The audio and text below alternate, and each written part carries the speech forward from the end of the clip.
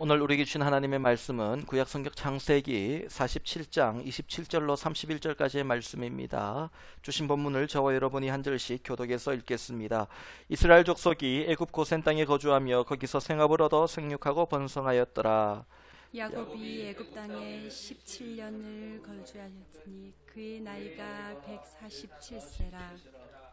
이스라엘이 죽을 날이 가까우매 그의 아들 요셉을 불러 그에게 이르되 이제 내가 내게 은혜를 입었거든 청하노니 내 손을 내 허벅지 아래에 넣고 인애와 성실함으로 내게 행하여 애굽에 나를 장사하지 아니하도록 하라. 내가 조상들과 함께 눕거든 너는 나를 애굽에서 메어다가 조상의 묘지에 장사하라. 요셉이 이르되 내가 아버지의 말씀대로 행하리이다. 31절 함께 읽습니다. 야곱이 또 이르되 내게 맹세하라 하매 그가 맹세하니 이스라엘이 침상머리에서 하나님께 경배하니라. 아멘. 할렐루야. 여기까지 우리를 인도하신 하나님, 장래에도 인도하시고 도우실 에베네셀의 하나님을 믿음으로 선포하고 고백합시다. 우리 옆에 계신 분들과 함께 우리 축복합니다. 에베네셀, 에베네셀, 에베네셀. 하나님께서 당신을 도우실 것입니다. 당신과 함께 하실 것입니다. 이번에는 우리 사랑하는 성도님들, 보고 싶은 성도님들을 마음에 떠올리시면서 마음으로 품고 그들을 생각하며 손 내밀어 축복합니다. 에베네셀, 에베네셀, 에베네셀. 하나님께서 여러분과 함께 하실 것입니다. 여러분이 어디에 있든지 여러분을 지키시고 도우시고 붙들어 주실 줄 믿습니다. 축복합니다. 여러분의 삶이 영원히 잘됨같이 범사가 잘되고 형통한 복이 있기를, 강건한 복이 있기를 간절히 축복합니다. 오늘은 창세기 47장의 말씀을 가지고 요셉의 이야기 18번째 시간, 하나님의 꿈이 계속해서 이루어지게 하라, 이어지게 하라는 제목으로 여러분과 함께 말씀을 나누려고 합니다. 요즘 코로나 사태가 조금 잠잠해진 것 같지만은 그래도 아직까지 방심할 수 없는 상황입니다. 얼마 전에 한국에서 코로나에 감염된 산모와 또 신생아이, 갓 태어난 아기가 겪었던 일들이 뉴스에 나왔습니다. 산모가 코로나에 걸려서 갓 태어난 아기도 신생아도 코로나에 걸리게 되었는데 검사를 해보니까 산모보다 면역력이 약한 아이의 코로나 바이러스 수치가 산모의 100배가 되었다. 그렇게 검사 결과가 나왔습니다. 그런데 다른 약은 처방하지 않고 모유 수유를 통해서 오랫동안 모유를 먹이고 그렇게 아이를 품고 있었더니 그 아이가 깨끗하게 낳고 산모도 낳았다. 이런 감동적인 뉴스가 나왔습니다.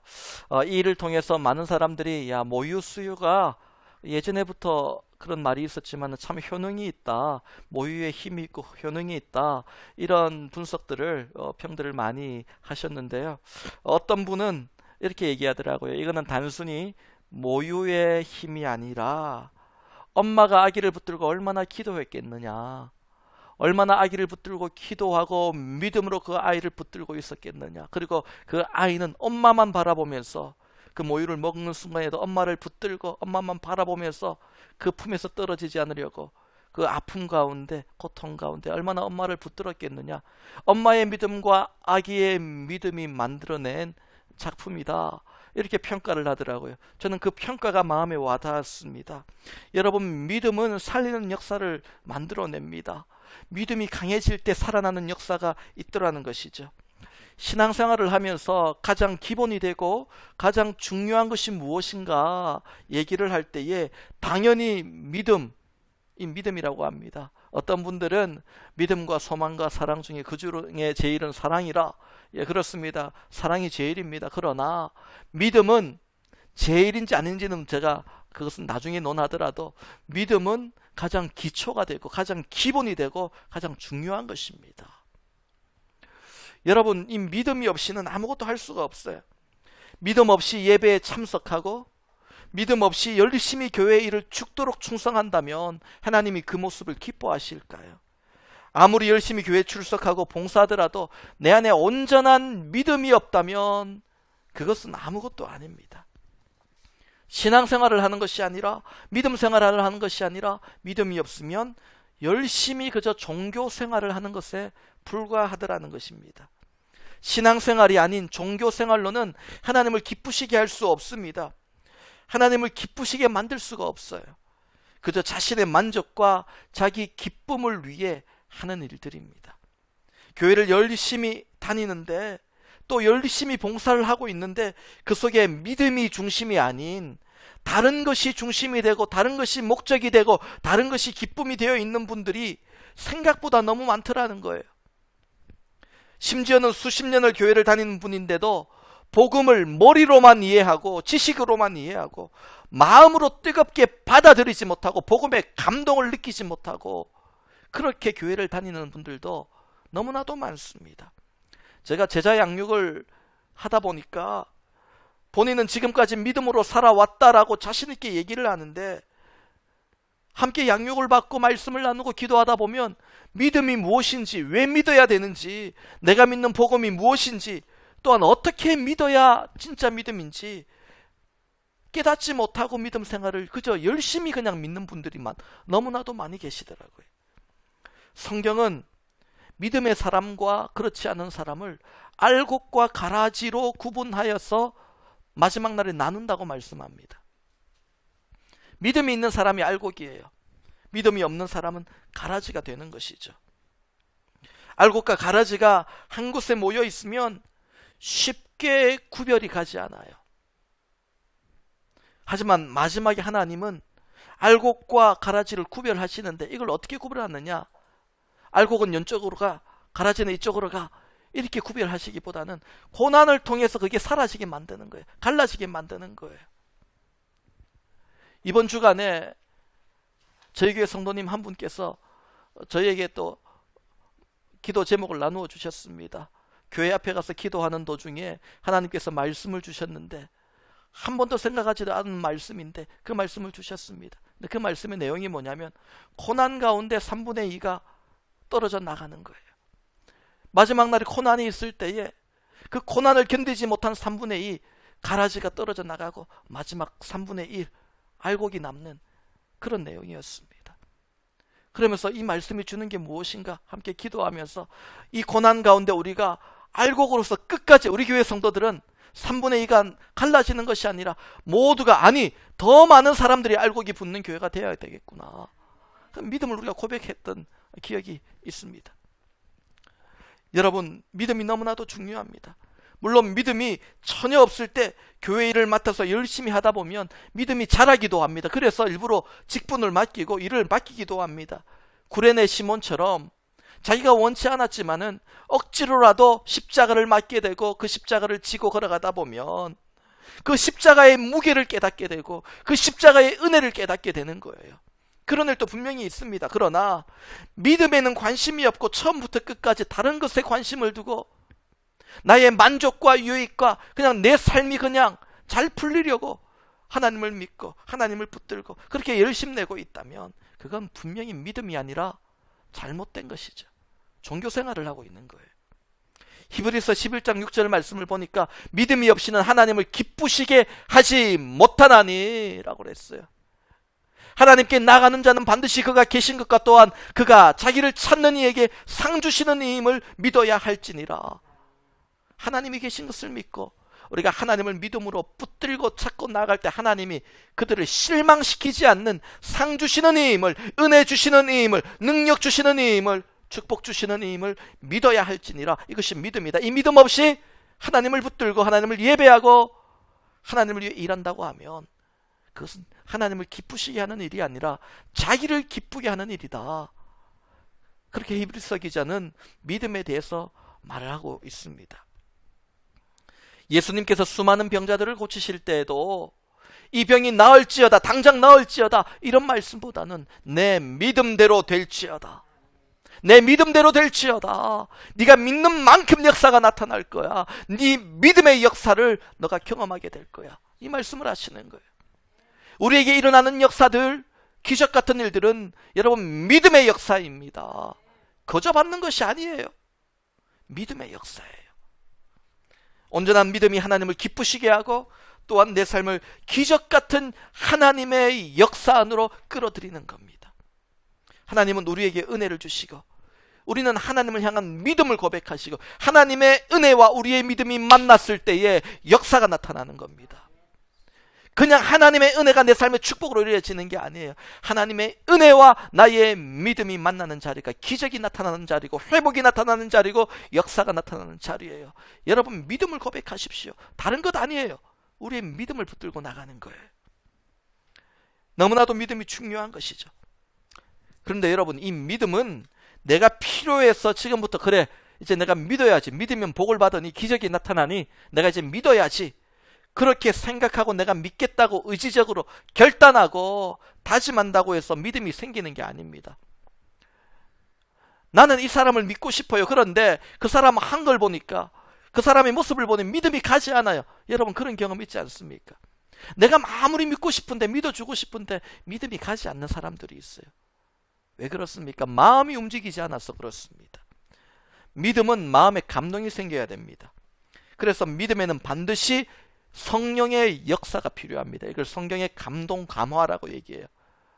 우리가 믿기 위해서는, 우리가 예수 그리스도가 하나님의 아들이시고 살아계신 하나님의 아들이시고 우리의 구원자임을 믿기 위해서는 성령께서 우리의 마음에 오셔서 내 마음을 감동 감화시켜 줘야 됩니다. 마음이 감동해야 돼요.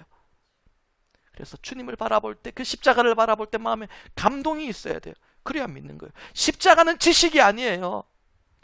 주님이 그 고통당하고 피 흘리시고 부르짖고 신음하며 그렇게 죽음을 맞이하셨던 그 십자가, 우리 그 십자가를 공부하며 지식적으로 배우실 겁니까? 아니죠. 가슴으로 받아들여야 돼요. 십자가는 감동이 되어야 됩니다. 이 감동을 누가 줍니까? 성령께서 우리 안에 오실 때에 십자가가 감동이 되는 거예요. 십자가를 바라볼 때 눈물이 흐르는 거예요. 나도 모르게 눈물이 흐르고 감동이 되고 주님의 은혜에 내가 빠지게 되는 겁니다. 그러면서 믿음이 생기게 되는 것이죠. 그래서 반드시 믿기 위해서는 성령의 역사로 내 마음이 감동 감화되어야 됩니다. 우리가 자주 고백하는 찬송가 가사 중에 이런 고백이 있죠. 왜 내게 성령 주셔서 내 마음 감동해 주 예수 믿게 하는지 난 알 수 없도다. 내가 믿고 또 의지함은 내 모든 형편 아시는 주님 늘 보호해 주실 것을 나는 확실히 아네. 그렇습니다, 여러분. 왜 내게 성령 주셔서 내 마음을 감동시켜서 주 예수 믿게 하는지 나는 알 수 없도다. 여러분 믿음은 그런 거예요. 성령이 내 마음에 들어오셔서 내 마음을 감동시켜 주셔서 나도 모르게 주님을 바라보면 눈물이 흐르고 십자가 바라보면 감동이 되는 거예요. 이게 너무나도 필요한 거예요. 내가 먼저 주님을 찾아간 것이 아니라 주님이 나를 먼저 찾아오셨습니다. 여러분 그거 아셔야 됩니다. 내가 먼저 주님을 사랑한 게 아니라 주님이 나를 먼저 사랑해 주셨습니다. 여러분 이거 믿음으로 고백하고 하셔야 됩니다. 그래서 내 믿음을 자랑하거나 내 믿음을 내세우거나 내 믿음으로 교만해서는 안 되는 겁니다. 나는 저 사람보다는 믿음이 좋습니다. 여러분 그렇게 말하는 사람이 있다면 교만한 사람이에요. 나는 믿음이 좋습니다 당당하게 말하는 사람은 제대로 십자가에서 옛사람이 죽지 않은 거예요. 그 교만이 죽지 않은 거예요. 여러분 십자가 경험해 보세요. 주님의 십자가에 함께 죽고 부활을 경험해 보세요. 나는 믿음이 좋습니다 그런 얘기가 입으로 나오지 않습니다. 그 사람들은 가짜예요. 여러분 우리의 믿음은 내 의와 공로가 아니라 성령의 감동으로 이루어집니다. 또 하나 믿음에 있어서 중요한 것은 내가 상대방에게 느끼는 신뢰감입니다. 쉽게 말해서 내가 하나님을 믿는 것은 하나님이 믿을 만한 분이다라는 확신이 있기 때문이에요. 우리가 아무나 믿지 않아요. 누군가를 믿을 때는 그 사람에 대한 확신이 있는 거예요. 내가 그 사람을 겪어보니까 경험해보니까 믿음이 가더라. 그 사람이 하는 말과 행동이 일치하고 그 사람은 약속을 한번 하면 무슨 일이 있어도 반드시 지키는 사람이더라. 이런 경험이 계속 이루어질 때 마음에 확신이 생기고 믿음이 커져가는 거 아닙니까? 처음에는 그 사람의 느낌과 그 사람의 이야기를 듣고 믿다가 점점 그 사람의 행동과 그 사람이 약속을 지키는 걸 보면서 믿음이 커져갑니다. 여러분, 우리가 하나님을 신뢰하고 믿는다는 것은요, 하나님이 우리 가운데 신실하게 약속을 이루시는 분임을 믿는 거예요. 우리는 처음에 하나님을 믿었지만은 그 믿음은 작은 믿음이었어요. 이 믿음이 언제 커져가고 견고해집니까? 하나님이 내 삶 속에서 이루어 가시는 그 약속을 이루어 가시는 것을 보면서 우리의 믿음이 견고해지는 거예요. 더 커져가는 거예요. 하나님을 향한 기대가, 하나님을 신뢰하고 의지하는 게 더 커져가는 거예요. 여러분, 사도 바울은 믿음이 견고한 사람이었습니다. 참 믿음이 좋은 사람이었죠. 그러니까 순교자의 자리까지 가고 그렇게 희생하며 교회를 세웠죠. 그런데 바울이 젊었을 때는 알다시피 예수를 믿지 않았습니다. 오히려 예수님을 잡아 핍박하는 사람이었어요. 여러분, 핍박하는 사람도 예수 믿는 사람보다 예수님에 대해 너무나도 잘 압니다. 잘 알기 때문에 핍박하는 거예요. 교회에 대해 너무나도 잘 알고 있었고, 성도에 대해 너무나도 잘 알고 있었고, 예수에 대해 너무나도 잘 알고 있었고, 복음에 대해 너무나도 잘 알고 있었던 사람이 바울입니다. 그러나 믿지 않았습니다. 왜 그렇습니까? 감동이 없었기 때문이에요. 그러나 그가 다메섹 독상에서 주님을 만나고 성령의 임재 가운데 눈에 비늘 같은 것이 벗겨지고 성령을 체험했을 때에 성령이 그의 마음을 감동감화시켜서 예수님을 믿도록 만들었어요. 그러나 그때 바울의 믿음은 완전한 것이 아니었어요. 언제 바울의 믿음이 점점 커져갔을까요?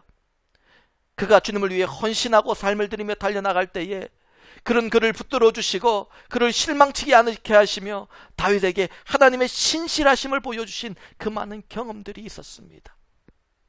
하나님의 그 신실하신 약속을 지키시는 그 하나님을 바라보며 바울은 하나님을 향한 그 믿음이 더욱더 견고해져 갔던 것이죠. 여러분, 그래서 바울은 고린도전서 10장 13절 말씀을 보면 오직 하나님은 미쁘시다 그렇게 고백해요. 미쁘시다라는 말은 믿음이 간다라는 고백입니다. 믿음이 간다. 하나님은 미쁘신 하나님이에요. 믿을만 하다라는 거예요. 바울이 삶 속에서 반복적으로 만났던 하나님은 정말 믿을 만한 분이었습니다. 우리가 살다 보면 만나면 만날수록 세월이 가면 세월이 갈수록 더 믿음이 가는 사람이 가끔 있어요. 바울에게는 오직 하나님이 믿음이 가는 존재였습니다. 우리가 어떤 때에 상대방의 믿음이 갑니까? 약속을 지킬 때, 말과 행동이 일치할 때. 여러분, 하나님은 무슨 일이 있어도 우리에게 약속을 이루어 주시는 분입니다. 하나님의 약속은 하나도 버릴 게 없어요. 적어도 하나님이 약속한 부분에 대해서는 우리가 의심하거나 염려할 필요가 없습니다. 성경의 역사는 하나님이 당신의 백성과 언약을 맺으시고 그 언약을 성실히 이루어가는 것, 이게 성령의 역사입니다. 창세기 3장 15절에 하나님께서 약속하시죠. 에덴 동산에서 쫓겨나는 아담과 하와에게 앞으로 여인의 후손, 인간의 몸을 입고 예수님이 오셔서 너에게 구원의 문을 열어주실 것이다. 이게 이루어지는 게 성경의 역사입니다. 그 외에도 많은 약속들이 하나님이 이루어주시는 약속들인데요. 오늘 본문 27절 말씀도 하나님의 약속이 이루어지는 장면입니다.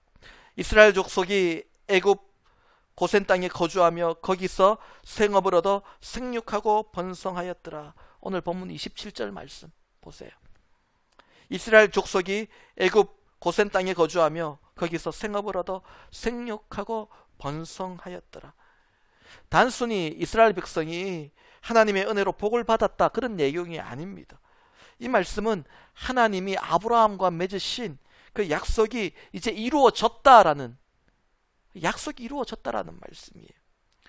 창세기 12장을 보면 아브라함을 부르실 때 하나님께서 약속을 주십니다. 내가 너로 큰 민족을 이루고 내게 복을 주어 내 이름이 창대케 하리니 너는 복이 될지어다 약속하셨어요. 조카 롯이 아브라함을 떠난 후에 아브라함은 하나님의 자손이 땅의 티끌같이 될 것이다 약속하셨습니다. 창세기 15장을 보니까 또 아브라함에게 자녀가 없어서 아브라함이 내가 누구를 상속자로 삼아야 되나 낙심하고 있을 때 하나님이 아브라함을 밖으로 불러내셔서 밤하늘의 별들을 보라고 한번 세어보라고 말씀하세요. 아브라함이 셀 수 있었을까요? 그 많은 별을 셀 수 없었습니다. 그때 하나님이 말씀하십니다.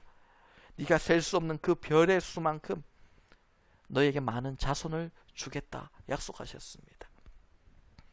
아브라함에서 아브라함으로 이름이 바뀔 때에도 내가 너를 민족의 아버지가 되게 하며 심히 번성하게 하리라 약속하셨어요.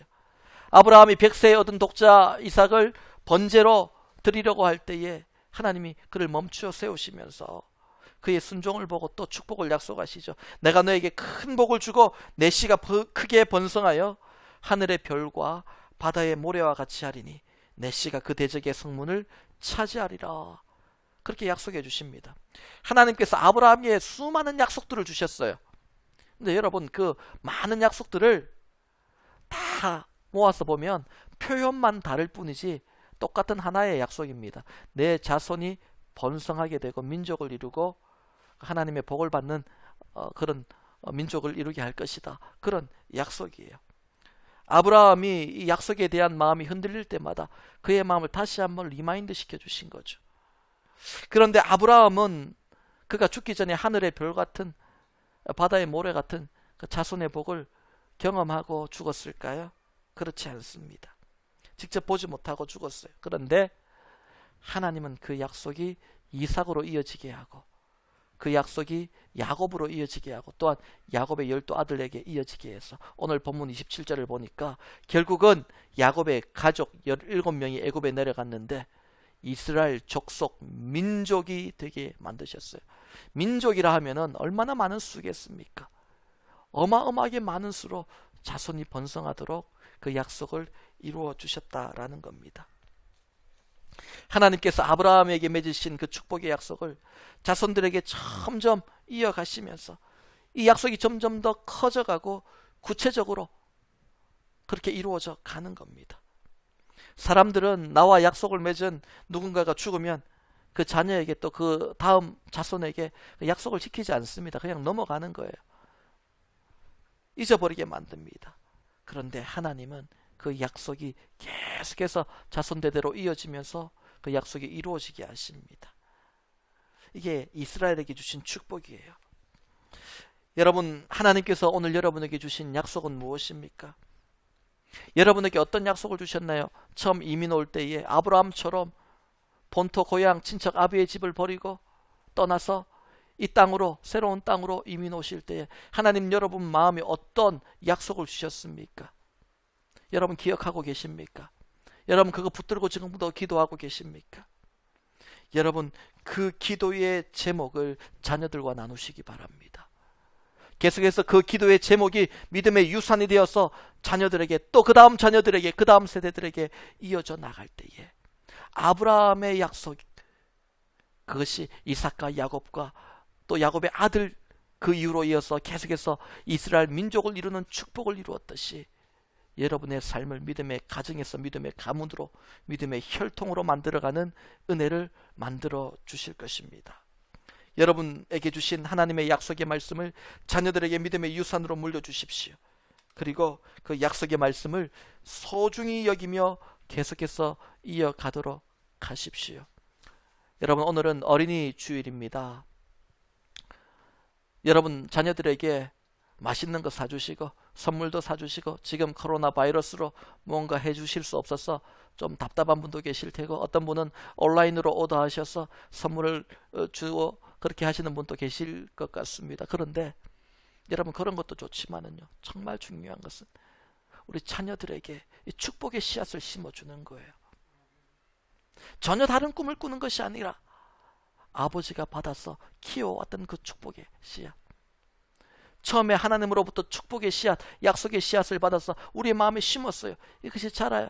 내 세대에는 그냥 싹을 틔우는 것까지 했어요. 그러면 이걸 다시 모종하듯이 우리 자녀의 가슴에 또 심어주는 거예요. 그럼 그 싹이 또 이제 자라기 시작하는 거예요. 그럼 그 자녀는 또 그것을 자란 만큼 또 그 다음 자녀에게 심어줍니다. 그럼 그때는 또 꽃이 피고 열매를 맺기 시작하는 거예요. 그 다음 자녀에게 또 심어주면 그 나무가 한 그루가 아닌 여러 그루로 퍼져나가기 시작하고 축복의 나무가 아닌 축복의 숲을 이루게 되는 것이죠. 여러분, 우리 자녀들에게 이것을 물려줘야 됩니다. 무엇입니까? 부모의 기도의 제목, 부모가 받은 언약, 약속 물려줘야 됩니다. 지금 여러분이 드리고 있는 기도의 제목을 자녀들이 알고 있습니까? 부모의 기도의 제목, 우리 가정의 기도의 제목, 우리 가문의 기도 제목이 무엇인지 자녀들이 알고 있습니까? 여러분, 함께 나누시기 바랍니다. 자녀들의 기도를 무시하지 마세요. 어린 아이와 같은 그들의 기도를 하나님은 어떻게 보면 더 크게 역사하시고 사용하실지 모릅니다. 자녀들에게 기도를 부탁하십시오. 하나님이 주신 내 비전, 꿈, 우리 가문에 주신 비전, 꿈이 자녀들에게 도전이 되게 하시기를 바랍니다. 야곱의 꿈도 요셉의 꿈도 오늘 우리가 창세기를 보면서 다 이루어진 것 같아요. 이제 야곱도 이스라엘이라는 이름을 받았습니다. 그리고 나서 그 가문이 이스라엘 족속이 되었습니다. 야곱의 꿈이 완전히 이루어졌어요. 요셉도 그가 꾸었던 두 가지 꿈이 다 이루어졌습니다. 각자의 꿈이 이루어진 것 같지만 사실은 그 야곱의 꿈이든 요셉의 꿈이든 보면 다 아브라함의 꿈 아래에 있는 거예요. 그냥 아브라함에게 주신 언약의 축복의 약속 아래에 각 사람의 꿈들이 다 있는 거예요. 그것이 모여서 다 이루어지는 거예요. 합력하여 선을 이루듯이 하나님의 계획이 이루어진 것입니다. 여러분, 자녀들에게 새로운 꿈을 심어주시되 하나님이 주신 아브라함의 약속 축복, 그 축복 아래 꿈꾸도록 여러분 자녀들에게 도전을 주시기를 바랍니다. 아브라함이 받은 약속이 자녀들에게 어떻게 이루어집니까? 본문 27절을 보니까 이스라엘 족속이라고 그랬죠.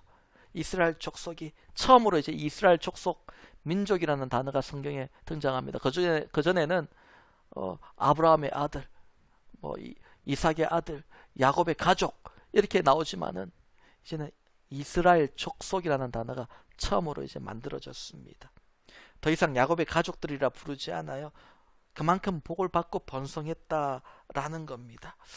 여러분, 이곳에 사시는 분들 중에서 이민자들 가운데 이민 1세대도 계실 것이고 이민 2세대, 어떤 분은 이민 3세대, 또 길게 가면 이민 4세대들도 가끔 우리가 보게 됩니다.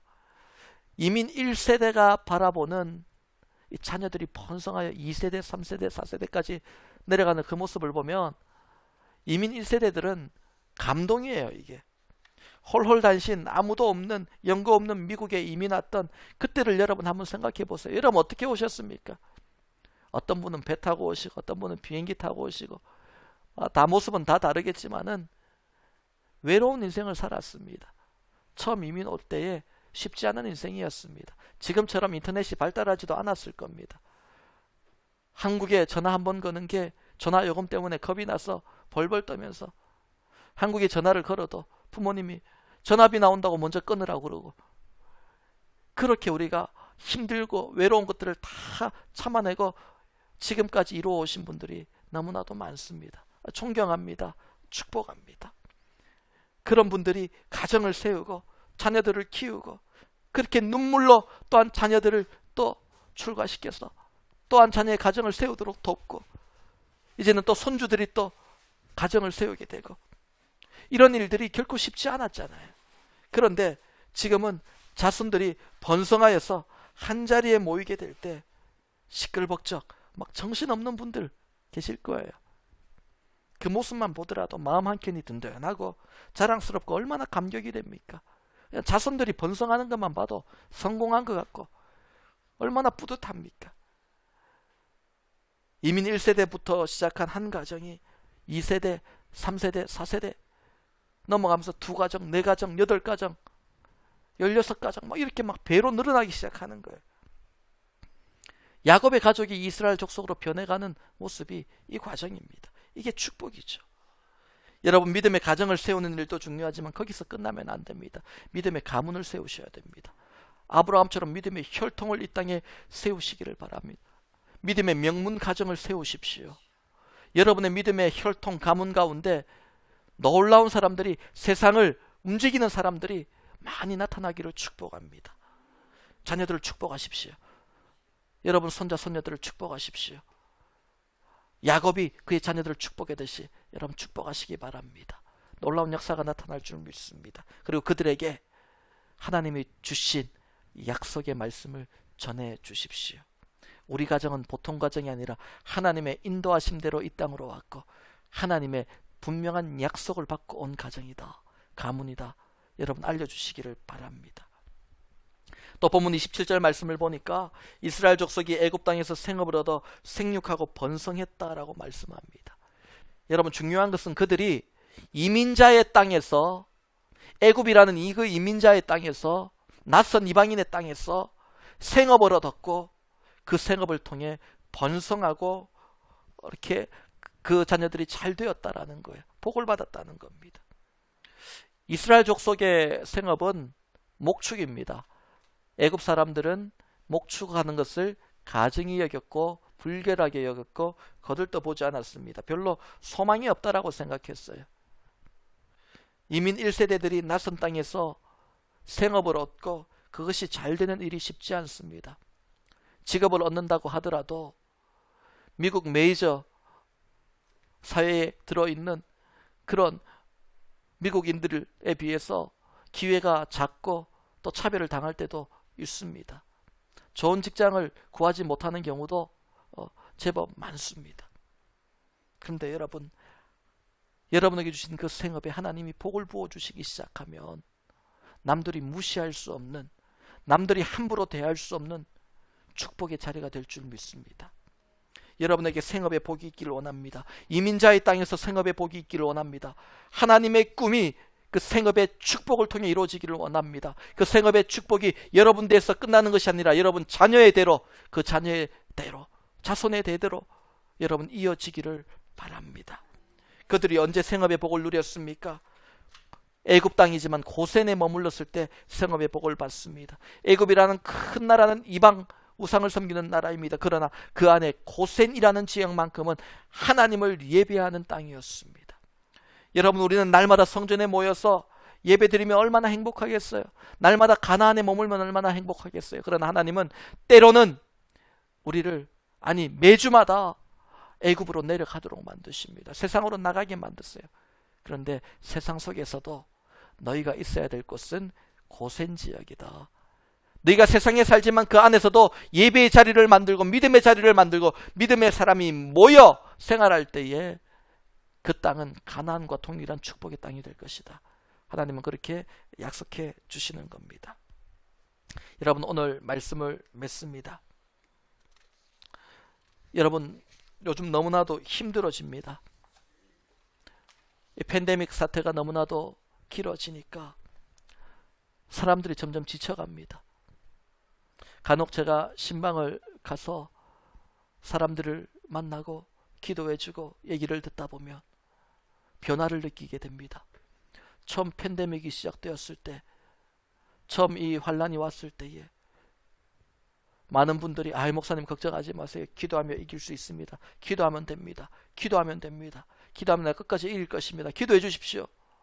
라고 했던 분들도 이것이 길어지고 또 길어지니까 그저 한숨이 더 많이 나오고 걱정과 염려, 어떻게 해야 될까요? 라는 두려움을 보이기 시작합니다. 여러분, 믿음이 중요합니다.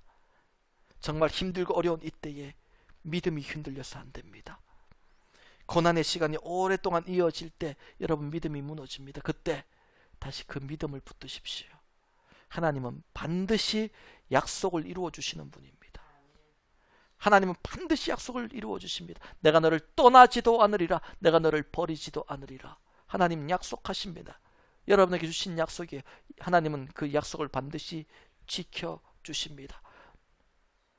세상에서 너희가 환난을 당하나 담대하라. 내가 세상을 이겨노라. 여러분 환난 당하지만 반드시 이기게 만들어 주십니다. 하나님 약속하셨습니다. 이 믿음이 흔들리지 않기를 원합니다. 그 믿음을 붙드시기 바랍니다. 이민자로 이 땅에 와서 뿌리 내린 우리 모두가 이 아브라함에게 주신 축복, 그 축복의 주인공이 되어야 될 줄 믿습니다. 나에게 주신 그 약속의 말씀이 나의 대로 끝나는 것이 아니라 내 자녀에게 그 다음 세대로 계속해서 점점 더 큰 축복으로 확장되고 구체적으로 이루어질 수 있기를 바랍니다. 여러분, 나에게 주신 약속의 말씀, 여러분 아브라함이 받은 축복, 이삭이 받은 축복, 야곱이 받은 축복, 요셉과 그 자녀들이 받은 축복 쭉 내려가면서 하나님의 축복이 더 커져가는 거잖아요. 여러분 믿음을 가지세요. 우리 때도 힘든데 우리 자녀들은 어떻게 할까 두려워하지 마세요. 내게 주신 그 약속의 말씀을 내 자녀들에게 이어준다면 내 자녀들은 분명히 나보다 더 잘 될 줄 믿습니다. 우리 세대보다 또 우리 자녀 세대들이 더 잘 되고 더 큰 축복의 열매, 우리가 기도한 것까지도 다 축복의 열매로 자녀들의 세대에 이어질 줄 믿습니다. 여러분 자녀에 대한 염려도 하나님께 맡겨버립시다. 우리가 붙들 것은 오직 믿음입니다. 하나님을 신뢰하십시오. 하나님은 우리를 실망시키지 않으십니다. 믿음으로 승리할 수 있습니다. 오늘도 우리가 믿음으로 하나님이 주신 그 약속의 말씀을 붙들고 기도하고 소중히 여기고 또한 우리 자녀들에게 이것을 믿음의 유산으로 물려줄 수 있는 그 축복의 가문, 믿음의 혈통을 세우는 믿음의 주인공 될 수 있기를 주님의 이름으로 축복합니다. 함께 기도하시겠습니다. 하나님 아버지 감사합니다. 힘들고 어려운 이 고난 가운데 우리의 마음에 믿음의 확신을 다시 한번 더하여 주시고 하나님의 약속은 반드시 이루어진다는 믿음의 고백을 드리게 하시니 감사드립니다. 모두가 힘들고 어렵고 고난과 환난을 통과하는 이때에 하나님께서 붙드시고 부르신 당신의 백성들은 하나님이 약속하신 그대로 이루어질 줄 믿습니다. 자손들이 잘되고 번성케 되며 또한 우리가 복의 통로가 되어 우리가 먼저 복을 받고 복을 전달하는 축복의 전달자가 되게 하실 줄 믿습니다. 고난 가운데서도 환난을 당하지만은 반드시 승리하게 하실 줄 믿습니다. 힘들고 어려울 때에 하나님께 맡겨버리고 하나님을 더 신뢰함으로 모든 염려, 걱정, 근심 내려놓고 하나님의 일하심을 바라보는 우리의 삶이 되게 하여 주옵소서. 성도의 가정을 붙들어 주시고 자녀를 붙들어 주시고 생업을 붙들어 주셔서 생업의 복을 허락하여 주심으로 이민자의 가정 가운데 번성과 생육의 복을 더하여 주시옵소서. 예수님의 이름으로 기도하옵나이다. 아멘.